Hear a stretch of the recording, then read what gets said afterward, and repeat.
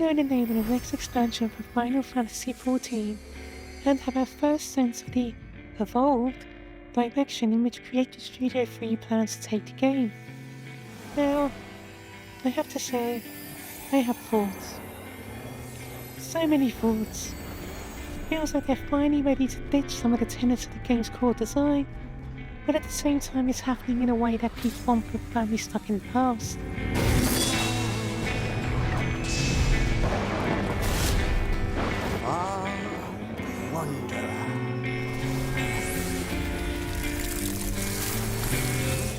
Now the big reveal was the name of the next expansion, Evercold, which will once again see us venture through a reflection of the source. This time, the fourth reflection, which has succumbed to an ever-spreading ice.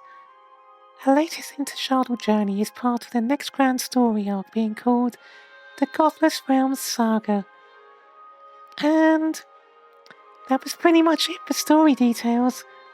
Yoshi P was keen not to let too much slip because of patch 7.5 and 7.5.5 having MSQ that leads into Evercold. So I guess we'll learn like a tiny bit more in Berlin, and then hopefully some really juicy details in Tokyo. Now, despite being light on story details, Yoshi P did actually take the time to tease us with some screenshots and concept art, and I'm sure you can probably agree, it feels like there's a bit of Norse mythology running through all of this. Some of its architecture is very Viking, or Elven. I mean, you know, the whole idea of an eternal winter before the end of the world just speaks of Ragnarok, really. Snake architecture as well. There's a lot of snakes in Norse mythology. Oh, and well, there's these dwarven kitties. I mean, who doesn't want dwarven kitties? These are surely a shoe-in to be our next allied society. We also gotta look at some of the new enemies coming in Evercold. Not many of them though. There's this wolf that just screams Fenrir, but I've already had Fenrir in 14, but I guess this is on a shard, so the Fenrir we fought on the source. Probably different. Was it the same? Who knows?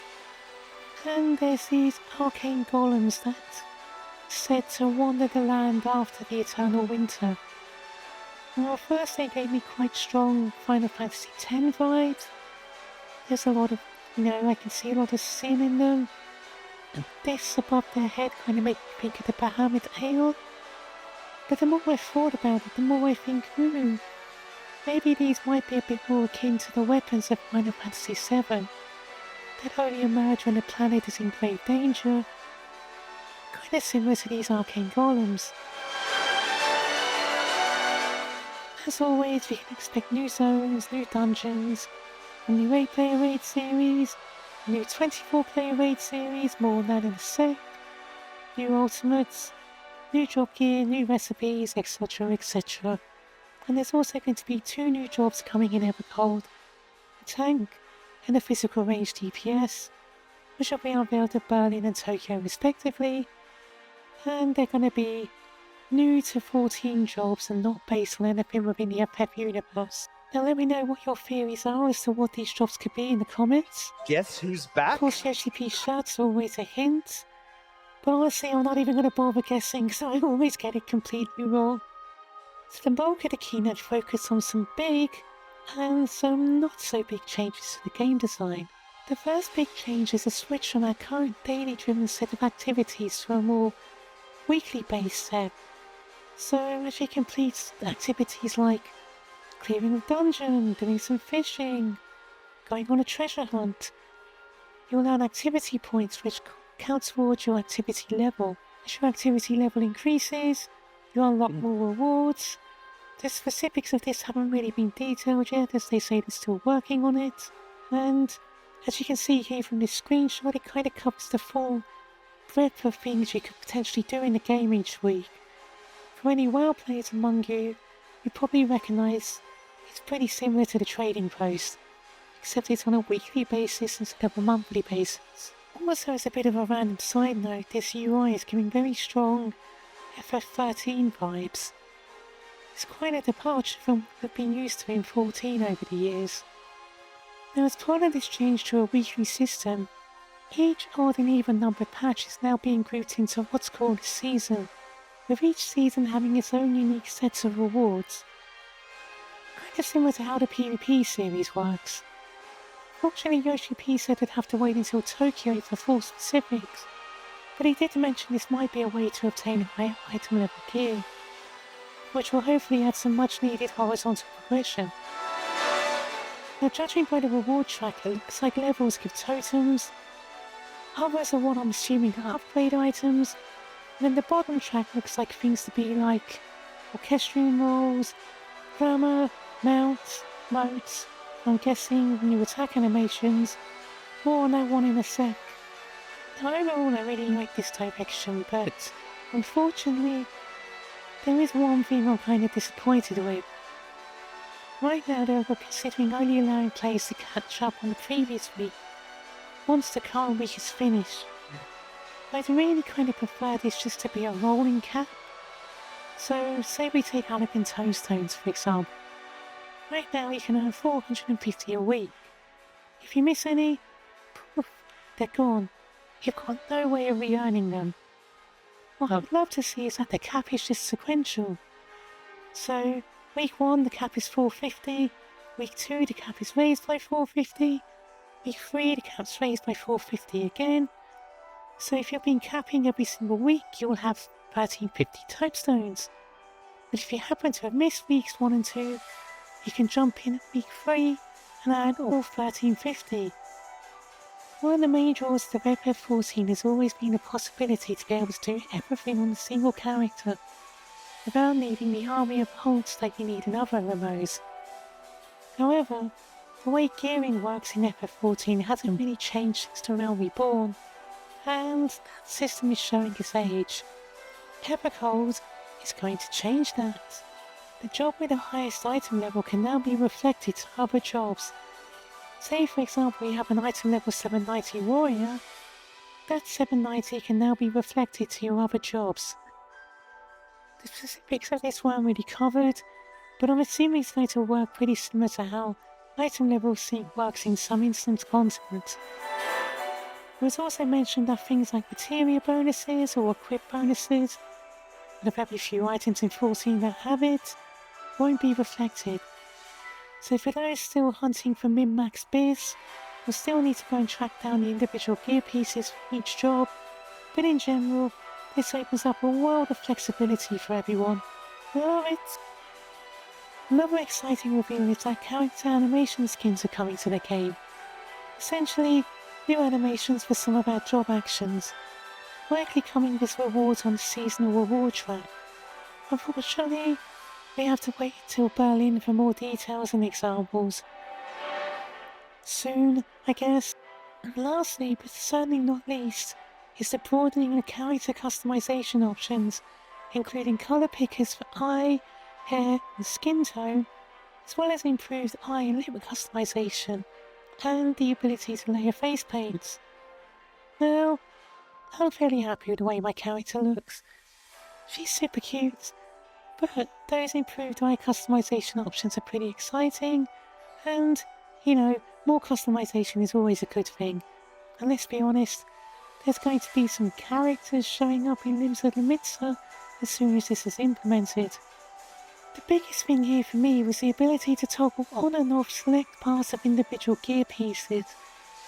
Finally, those puffy sleeves on the dress will be gone. Unfortunately, I am kind of tempering my expectations a little bit here. I'm still salty that over a decade later, the High Elegance set does not die the same way that Une and Doga's in the Crystal Tower does, and in general, I'm often flummoxed by the way dyes apply to gear. So, this is going to be one of those wait and see things, but fingers crossed that it comes out the way I'm imagining it to. There was also a brief mention of some quality of life additions coming to quests, bringing more dynamic content to outdoor zones, and some evolutions for treasure hunts, fates, and the hunt. Unfortunately, not many details here, only that fates might be fewer in number, but grander in scale, so I'm guessing this probably means more multi-part fates, which, to be honest, I'm here for. I love those. It's happening! The 8-player raid series is getting a new difficulty that will land between normal and savage. There was mention that around 80% of players finish normal, but only 20% finish savage, so hopefully this new middle tier will help bridge that gap. There was also a brief mention of adjusting progression routes in the 24-player raids, but no specifics to be shared until Tokyo. We do know now though that Evercold's 24-player raid series will be a crossover with Evangelion, which is cool, I guess. But to be honest, I really prefer these series to focus on lore within the 14 universe. That being said, I appreciate that these crossovers are also a way of acquiring new players. I really enjoyed the Nier series for what it was. It even got me to go and check out Nier Replicant. And likewise, Echoes of Vanadil has been tied in really well, so I'm going to hold off judgment on this one. How do you feel about the Evangelion crossover? Let me know down below. And quite possibly the biggest change coming in Evercold is the introduction of 2 job action systems, Reborn Mode and Evolved Mode. Reborn Mode is essentially the way the game currently plays, the actions and rotations we're familiar with, obviously with new ones being introduced in Evercold. Now Evolved Mode has different action rotations, is intended to be simpler to understand, have fewer key bindings, but more opportunities for individual expression. The fewer actions is largely achieved by removing non-essential abilities, adding contextual triggers to some abilities. For example, if an ally is targeted, provoke becomes show. If an enemy is targeted, it stays provoke. And then moving basic combos into a single button, kinda similar to what we've already seen in PvP on some jobs. Both Reborn Mode and Evolved Mode will be available for the current existing 21 jobs, but the 2 new jobs coming in Evercold will only have access to Evolved Mode. Now Yoshi P did state that all content in the game will be clearable regardless of which mode you use, and as part of this change the order in which actions are unlocked will be adjusted, with the general gist being that everyone should have access to their core rotation by level 50, which kind of removes those weird instances where some of the newer jobs have missing half their kit in lower level content. Another big shake-up is coming with the creation of main tank and off-tank roles. Similar to how healing is split into pure healer and barrier healer, tanks are going to be split into main tank and off-tank. Main tank will be Paladin and a new job coming in 8.0, whereas off-tanks are Dark Knight, Gunbreaker and Warrior. Main tanks focus on taking damage and soaking damage, as well as countering enemy abilities, whereas the off-tank role is focused more on reducing the damage the enemies deal, as well as the damage that the party suffers. It's going to be interesting to see how this change shakes up the 8-player and 24-player raid design, where up until now a lot of design is essentially revolved around tank swapping, or in the case of allied raids, tanks not always having anything to do. I imagine this means that 8-player raids especially will be designed with the expectation of having a main tank and off-tank, so hopefully this means that there might be more stuff for the second tank to do, although this split is apparently only in Evolved Mode, so who knows? Last but certainly not least on the subject of combat changes is the removal of synergy actions, meaning that the 2-minute rotation is gone, along with encounters being designed around them.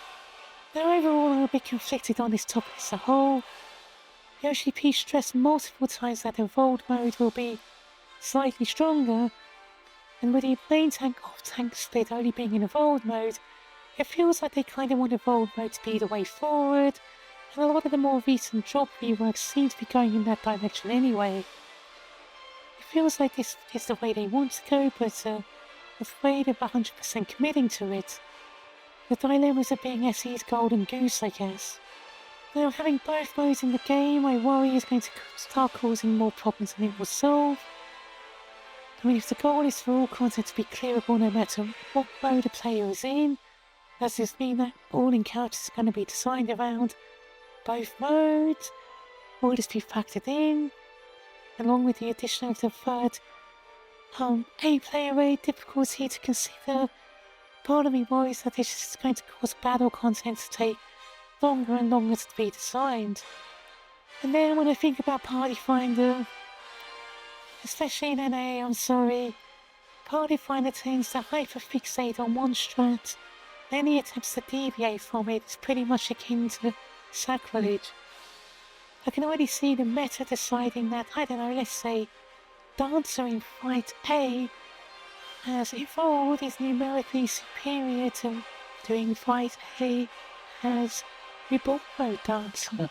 So if you want to go to Fight A's Reborn Mode, PF is going to murder you, which is effectively going to cause people to have to learn their jobs twice, which kind of defeats the whole point of Evolve Mode being a more simpler and understand method of play.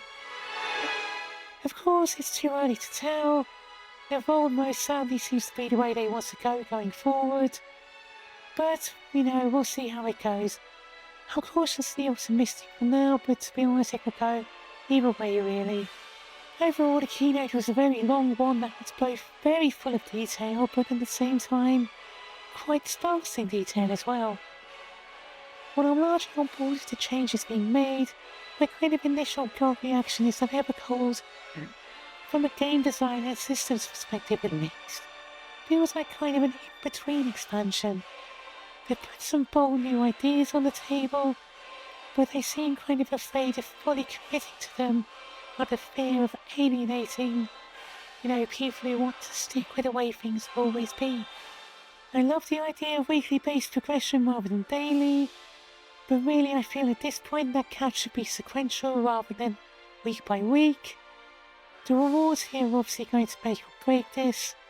I had a lot of excitement for the PvP series, but the reality is that you just kind of end up with more trophy crystals than you have to spend them on, so I'm hoping this seasonal reward system doesn't kind of play out the same way. Reborn and Evolved modes I touched on earlier, decision to keep both feels kind of odd to me. I guess they want to avoid a Star Wars Galaxy situation, but like I said, the more recent reworks are kind of been going in the Evolved mode direction anyway, and I'm worried it's going to cause more problems than it will solve for keeping both modes in the game. Overall though, MMO lives or dies by its set rewards and content cadence, and as this is the first of 3 Fan Fests focused on Evercold, details are understandably quite sparse on that front. For now, I'm hopeful. Everything so far speaks to them going in the right direction. We'll just have to see how it pans out. On the MSQ front though, I'm excited. The post-launch MSQ content has been pretty good.